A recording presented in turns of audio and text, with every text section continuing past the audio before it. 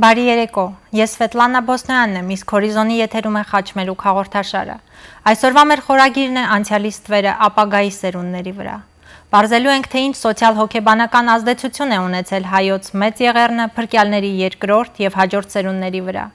Մինչ մոտենում է Եղեռնի զոհերի հիշատակման 100-րդ տարելիցը, թուրքական կառավարությունը, ինչպես նաև նրանց արդարացնողներից ոմանք, հասկանալով պատմական փաստարկների սակավությունը, իրենց դիրքորոշումը պատմական հարթությունից փորձում են տեղափոխել իրավական։ Վերջիններս պնդում են, թե հայ ժողովրդի նկատմամբ կատարված հանցագործությունները չեն կարող որակվել որպես ցեղասպանություն, քանի որ դրա իրագործման ժամանակ գոյություն չուներ ցեղասպանություն հասկացությունը, եւ դրա պատժելիությունը ձևավորվեց միայն ցեղասպանության մասին կոնվենցիայով 1948 թվականին։ Նրանք հիմնավորում են իրենց տեսակետը այն հանրահայտ իրավաբանական սկզբունքով, որ օրենքը հետադարձ ուժ չունի։ Նշելով, որ կոնվենցիան չի կարող տարածվել դրանից վաղ կատարված իրադարձությունների վրա, հետևաբար չկա օրենք, չկա հանցագործություն։ Մինչ երկու երկրների դիվանագետներն ու պատմագետները զբաղված էին վերոհիշյալ գերխնդրին լուծում տալով, գրեթե ստվերի մեջ էր այդ սարսափելի ոճրագործության մեկ այլ կողմը։ Իսկ ինչ ազդեցություն թողեց հայոց եղեռնը հայերի հոգեբանության հետագա զարգացման վրա և նաև ընտանեկան դաստիարակության վրա, ինչ ազգային նոր դիմագծեր սկսեցին ի հայտ գալ։ Հենց այս թեմայով էլ կզրուցենք այսօր իմ հյուրի հետ։ Այս պահին ինձ հետ տաղավարում է Սոսե Իսմայելին, ով դոկտորական կոչում ունի կլինիկական հոգեբանության բնագավառում և բավականին մեծ ուսումնասիրություն է անցկացրել վերոհիշյալ թեմայի շուրջ։ Բարի երեկո, Սոսե, շնորհակալություն, որ չեք մերժել մեր հրավերը։ Եվ այսպես սկսենք հետևյալ հարցից. Ինչն է ձեզ պատճառը, որ հայոց ցեղասպանության սոցիալ-հոգեբանական հետևանքների ուսումնասիրությունները այնքան էլ ծավալուն չեն, բավականին քիչ ուսումնասիրությունների են ենթարկվել? Well, I can only speak to the research done in psychology and social psychology and clinical psychology, but I believe that the denial of the genocide has greatly impacted the amount of information available in these fields. But I think that as we see more youth, Armenian youth enter these fields, that there will be an increase in the amount of literature available on that topic. Ես տեղյակ եմ, որ դեսերտացիա եք պաշտպանել այս թեմայի շուրջ և կցանկանայի ճշտել, թե ինչն էր պատճառը, որ հենց այս թեման եք ընտրել։ Well, there are many reasons why I chose this specific topic, one of which is being that my clinical focus is on children and families and parenting. But my main reason was that because of my Armenian identity and my heritage, growing up listening to stories about the Armenian genocide at home and at school, there was never any doubt as to what my topic would be about. Սոսե, իսկ ինչի հիման վրա են կատարվել ձեր ուսումնասիրությունները և հատկապես հետաքրքրական ընդհանուր պրոցեսը? I had two main research questions that I was trying to investigate and address. The first one being whether or not trauma was passed down through sequential generations. And when I say trauma, I mean things like a post-traumatic stress disorder, PTSD, or other forms of trauma symptoms like, for example, depression or increased anger or irritability. The second question addressed whether or not that trauma actually affected parenting within the Armenian families. So my research, the way I conducted is I had a sample population of 8 Armenian men and women with a mean age about 69 years old, and all living in the Los Angeles area, and all were second generation Armenian genocide survivors. Այսինքն նրանց ծնողները հենց անմիջական ականատեսն են եղել Եղեռնի, այո? Yes, their parents were direct survivors of the genocide. And also all of the participants were parents themselves, so they had children themselves. So over the course of a year, I interviewed these individuals. Each interview took about like 3 to 4 hours sometimes. It was conducted in their homes. And after which I took all of the interviews and I analyzed the data, and with that I was able to draw conclusions and my results from. Իսկ հեշտ եղավ այդ ընտանիքները գտնելը?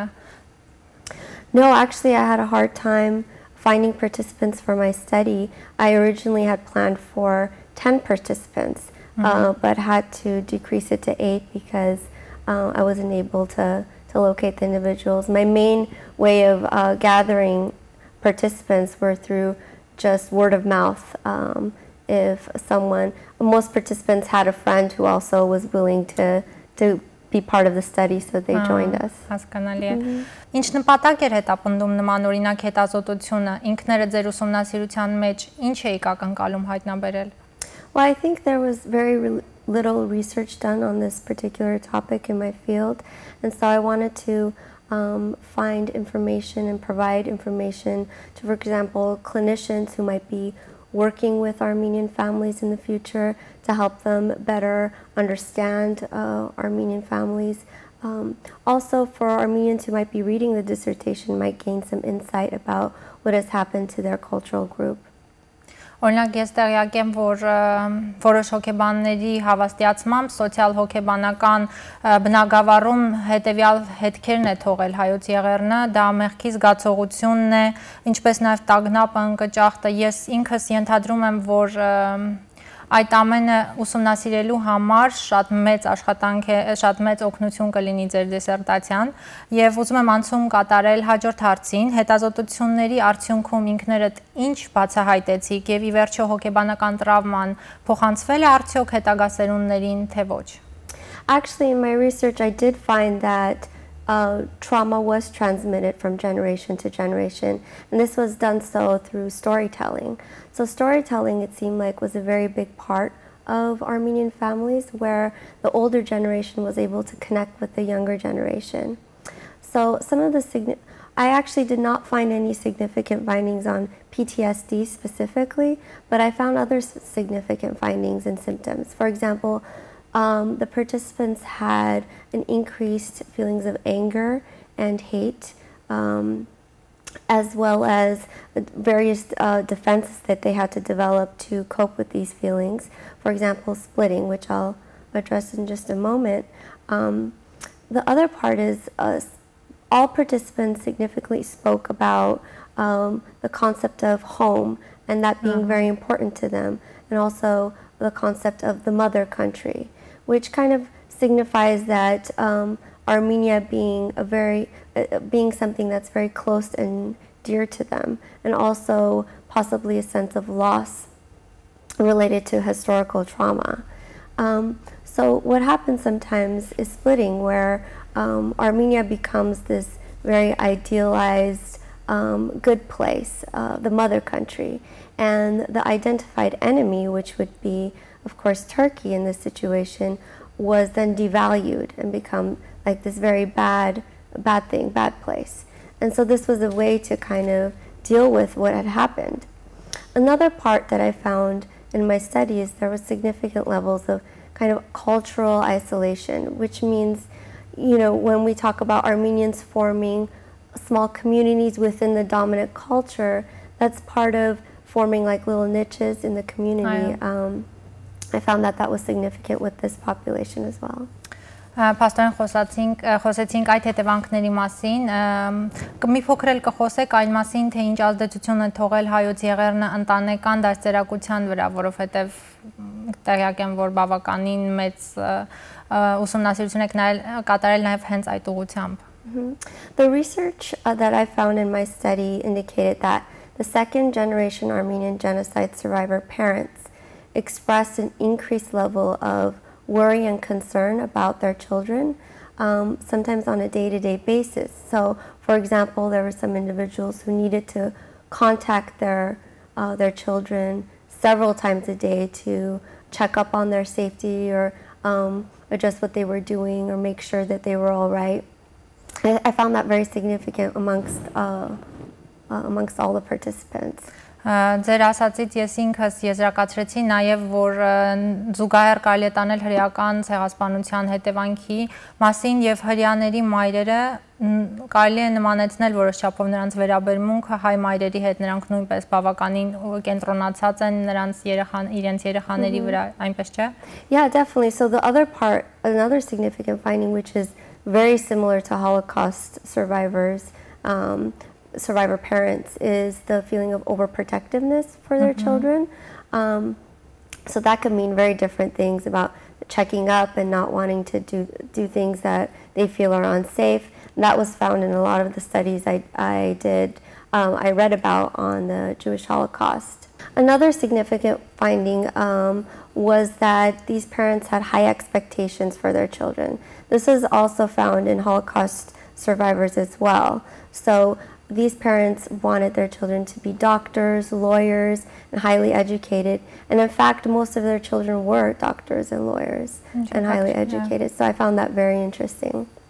Մի բան է եղերնը տեսնել սեփական աչքերով եւ մեկ այլ բան է եղերնի մասին պատկերացում կազմել ընտանեկան պատմություններից բայց փաստորեն տեղի ունեցել հետեւյալը կարծես բաց վերքի փոխանցում տեղի ունեցած լինի առաջին սերնդից երկրորդին եւ այն երևույթները որոնք իրենց մեջ կրում էին այդ վերքի փոխանցումը կարող եք մի փոքր խոսել դրա մասին ինչ փոխանցվեց երկրորդ սերնդին Well, there are positive and negative impacts of storytelling regarding such things as the Armenian genocide, which is a great trauma that happened to a huge cultural group. You know, as we talked about before, about the negative consequences of that might be the transmitting of trauma to the sequential generations. But actually, storytelling can play a very important role within families and within a cultural group, because it bridges the gaps between the older generation and the younger generation, and it provides a sense of unity and connection to one another. It can also help individuals within the family to understand or process something that's happened that they might not understand by themselves. So we can see this actually in the events that happened for the April 24th, the protests and other various events where different Armenian groups kind of come together and unite in this sort of way to process or grieve or whatever it is together. Այսօր այդ բավականին մեծ ուշադրությունը եւ վերաբերմունքը եւ հիշատակությունը ցեղասպանության զոհերին ինձ դրթում է մտածել այն մասին, որ եթե առաջին սերնդի զոհերը, առաջին սերնդի փրկյալները ավելի ճնշված էին եւ չէին կարողանում պայքարել իրենց պատմական արդարությունը վերականգնելու համար եւ այլն, երկրորդ, երրորդ եւ հաջորդ սերունդների ներկայացուցիչները արդեն ավելի համարձակ են, ավելի վճռական են այդ հարցի շուրջ եւ հետաքրքիր է դուք հանգել եք նման եզրակացության ձեր ուսումնասիրության երկրորդ սերունդը ավելի active եւ ավելի վճռական էր վերաբերված ըստ ձեզ Well, you know, my research was just focused on the second generation survivors, so I don't know what the third or fourth generation might look like in comparison. Although there's a lot of research done on third and fourth generation Jewish Holocaust survivors as well as Native American genocide survivors, and they do indicate that there are slight differences, that the third generation does seem to be much more active, whereas the second generation seem to be more in grief and much connected with the direct survivors of the genocide. But as far as this research was concerned, I'm not able to speak to that specifically. Հասկանալի է։ Հետաքրքիր է սոսը, գիտեք, ես երբ որ ուսումնասիրում էի այս թեման, հանգեցի մի հետևյալ հետաքրքիր եզրահանգմանը, որ որոշ սերունդներ, որոշ փրկյալների մի մասը, ավելի շուտ նրանք ավելի փորձում էին ավելի հայրենասեր, ավելի ազգային ոգով մեծացնեին իրենց երեխաներին, իսկ մնացյալ մասը ավելի ձգտեց դեպի սառնություն, ավելի օտարամոլություն, կարծես նրանք փորձում էին մոռացության տալ անցյալը, որպեսզի մեղմեին այդ վիշտը իրենց մեջ եւ չփոխանցեին սերունդներին։ Հարց է առաջանում, արդյոք այսօր մենք գտնվելով օտարության մեջ կարողանում ենք պահպանել ազգայնականությունը։ Մենք կառուցում ենք դպրոցներ, մշակութային կենտրոններ, սակայն նաև փորձում ենք միևնույն ժամանակ չառանձնանալ ամերիկյան հասարակությունից։ Գտել ենք արդյոք մենք ոսկե միջինը, թե ժամանակի ընթացքում այնուամենայնիվ հետագա սերունդները կկորցնեն հայրենիքը, կկորցնեն ազգայնականությունը։ It's difficult to say, you know, and it's more difficult to predict because there's just too many variables there. But I do feel like one important note that I might make is that